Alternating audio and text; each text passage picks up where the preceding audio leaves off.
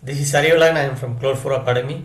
We are going to discuss about the course number 2, which is Springboot Microservice. So here is our site, Learning Tools. You can go here, download the syllabus. I am going to explain about syllabus. These two syllabus we will be covering, DevOps and Microservice Java syllabus. So I'm clicking this Microservice Java. This means that we are going to cover Springboot implementation, the integration with all the services with our e-commerce demo projects, where we have implemented all the services, and then we are going to cover DevOps syllabus. So first we are going to discuss Java, Springboot microservice. We are going to discuss what is monolithic architecture. So previously, what is a monolithic traditional architecture, how they are using. Why now we are migrating from monolithic to modernization architecture. So we will be covering all the details in this as part of this session. And what are the microservices? We are discussing about microservices, and what are the advantages of microservices, and what are the disadvantages of microservices, where the microservices will exactly fit into our requirements, and where we need to use, when we have to go for it, when we should not go for it. So we will elaborate about microservices, principles and design patterns, and microservice principles and design patterns we will discuss. That's what here I am saying, microservice principles and design patterns, how we can implement in our projects.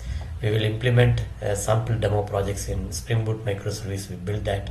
We use all the microservice design patterns and principles, and we will demonstrate that.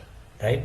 And second thing is we are going to discuss about serverless microservice architecture, how we are using AWS Lambda. In that we used Spring Boot. Using Spring Boot we build the S3 bucket, how we can access S3 bucket using AWS Lambda, and how we can read, write operations and delete operation. Like that we can do using Spring Boot. We can use Spring Boot Lambda. We can access the NoSQL DB in AWS, how we can push and pull and delete the data. So we have multiple AWS services we can connect using Spring Boot microservice via AWS Lambda. So this we will give the live demo.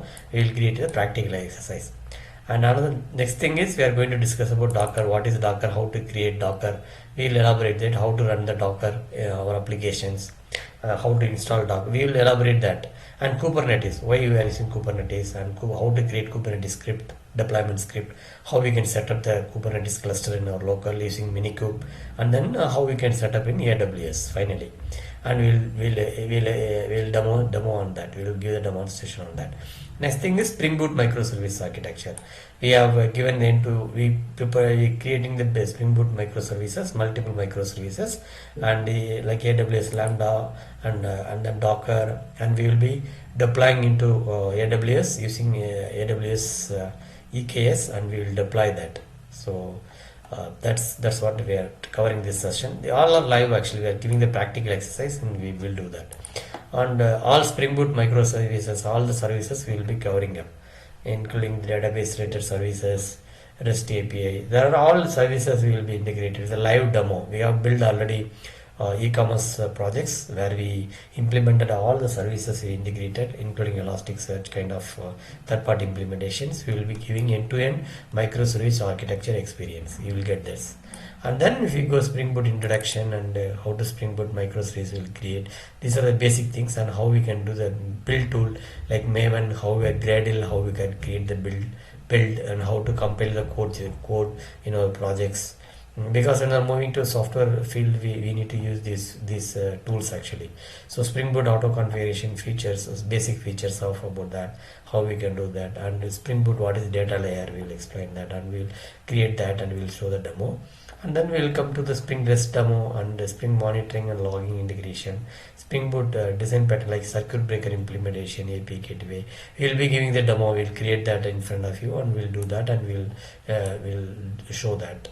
And then data migration, flyway, and then demo, load balancer, and a Cloud4 demo. So finally we'll deploy into AWS cloud or demo projects using Spring Boot, and we will be showing the demo.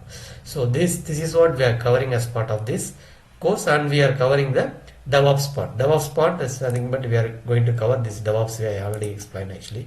DevOps, we will be building the DevOps pipelines, and Jenkins, CI/CD, and then code commit, all these things will be covered.